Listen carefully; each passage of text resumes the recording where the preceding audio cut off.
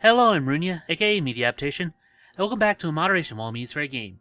And we're continuing our viewer request week. We do a video each day based on your suggestions. And we've received a lot of requests for webcomics. And sadly we don't have enough days in the week. So it looks like our other requests are going to be eating up our Wednesday slots for the month of September. So ones like Apocalyptic Horseplay, Sanity Circus, and I guess Mystery Skulls, even though that's an animation. So, to be fair, I'll put it all in a poll, and you guys can vote on which one you like to see first. I know I quoted different times for different people, but I don't want to play favorites, or hurt someone's feelings who's waited longer. This way, it'll all be fair, and you guys can blame each other on why you'd have to wait another week to see your request. Wow, way to pass the blame on that. It's a skill I acquired along the years. Anyway, on today's topic, the webcomic Skin Deep by Corey Bean. Oh, and also, there's no way we could possibly do an entire run of a series, especially one that started in 2006. So we'll take a look at a few chapters, and if people want to see more, then we'll make multiple videos, like we've done with Irma and the Dummy's Dummy. But anyway, we'll be looking at the first 3 chapters, called Orientation, or roughly the first 70 pages. Anyway, it all starts with a girl named Michelle. Oh, I'm sorry, Michelle. Because, in her own words, she admits that her parents were a bit weird. She's a shy girl from a small town who's just starting college, and befriends her roommate, Muriel, who's an energetic smartass, outgoing ball of energy, who helps her break out of her shell and meets new people. Like Jim, an exchange student from Liverpool, or was that London? She can't remember which one. He's eccentric, even by Muriel's standards. Able to have a 2-hour conversation about Ninja Turtles, and will swear up and down that green is his natural hair color.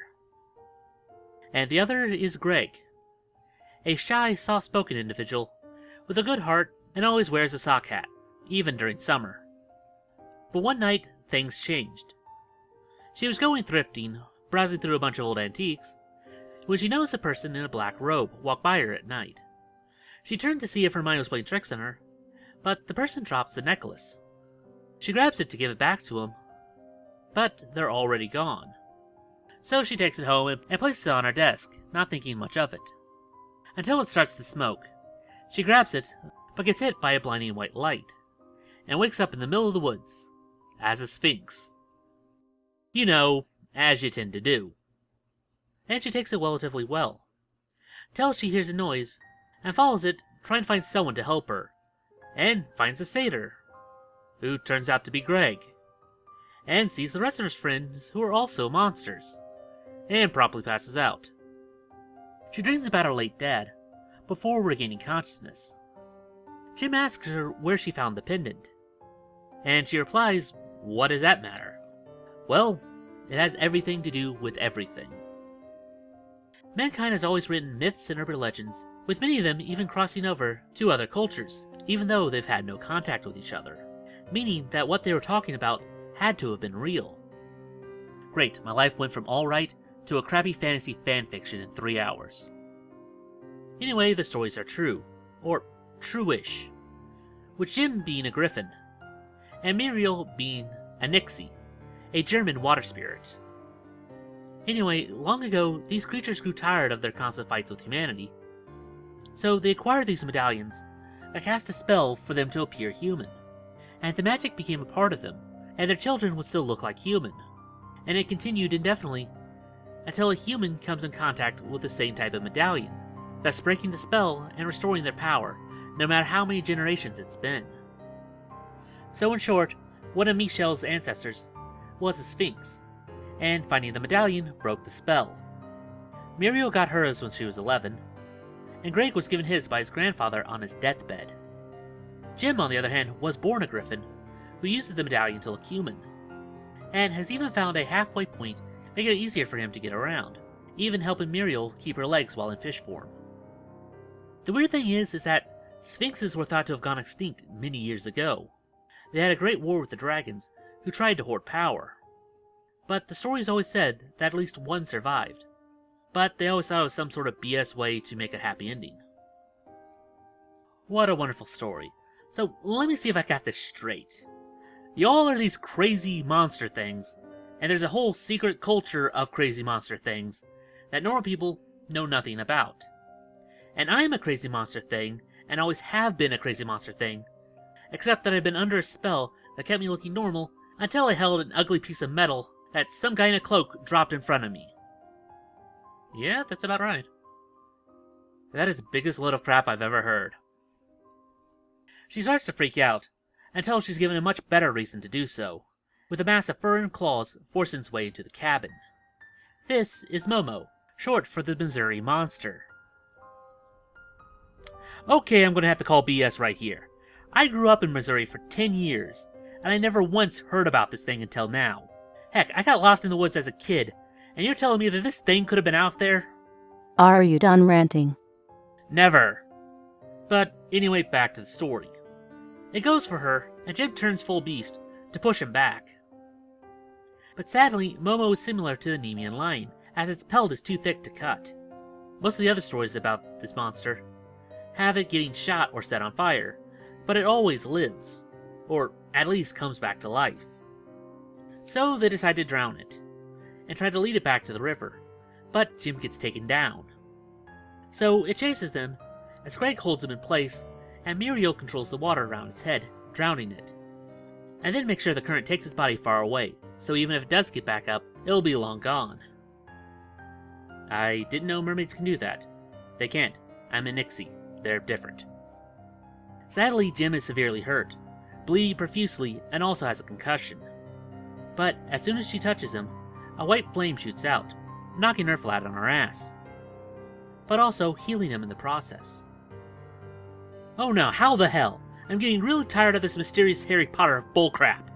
First, I wake up in a big mysterious forest, miles from where I passed out, then I keep dreaming about my dead father, and now I'm blasting magic healing rays or whatever from my hands. Oh, no, I'm sorry, my freaking paws! They finally get her to calm down, and they head back to campus. But Michelle is still not taking everything well. Last week, my biggest concern was finding all my classes. And now I have to worry about sneezing and accidentally growing a tail, and getting my face eaten off by smelly Bigfoots. Big feet? I don't know, Greg. All I ever wanted to do was to fit in, and be normal. You're really hung up on that word, aren't you? Normal. Do you know how lucky you are? My grandfather died after giving me this ugly piece of crap, without explaining a damn thing. I panicked and broke it the first day. Do you know what happens when you break a medallion? You can't get a new one, you know. The one you have is the one you're stuck with. After mine cracked, I blacked out and woke up in the woods a few days later. When I got home, I was desperate to make it all go away. But when I put the necklace back on, I haven't been able to pass as normal since I was 15 years old. How do you do it, Muriel? How do you act all bubbly and cheery after all this? Nothing seems real anymore. Jim got really hurt the other day. Yeah, that's true. But he's fine now, isn't he? Because of you, Michelle. You saved his giant orange ass. But I don't. There's no use worrying about something that's already done and over with, you know? But what if? No what ifs. What happens, happens. If you start obsessing over every little thing that could have happened, you'll go nuts. Listen, I know you could never have prepared for something like this to have happened, but all you can do is roll with it. When I turned, my parents kept me locked in the bathroom for 5 weeks because they didn't know how to deal with me. There are some upsides to these things, but not if you're going to pretend that you're still human. She turns back, trying to get comfortable in her own skin, as a pair of demons watch her from outside. As one orders the other to tell the mistress about this, and also to retrieve Momo, meaning that all of this wasn't a random event when they were attacked. And those are the first 3 chapters of Skin Deep. So far, so good, and it'll leave you with questions to make you come back for more. But that's where we're going to end it for now. And of course, feel free to request more of it if you like, but it'll have to wait till the other 3 are out of the way first. I wonder if she's ever going to figure out a way to do the hybrid thing that Jim did. And that about does it for this video. If you have any other ideas like seeing made into a video, then please post it down in the comments below, and we'll add it to our next video request week. It's now time for the part of the show where we ask you to help us appease the YouTube algorithm by dropping a like, share, or comment. It helps out much more than you'd think. And if you haven't subscribed yet, then it's very much appreciated. And if you'd like to support this channel, then please visit our Patreon. Link will be down in the description below. Even if you can't give a lot, every little bit helps. And I guess I'll see you in the next one. Anyway, I'm Runya. And I'm Ada. Remind you to take life in moderation. Weep not, poor children, for life is this way, murdering beauty and passion. Hush now, dear children, it must be this way.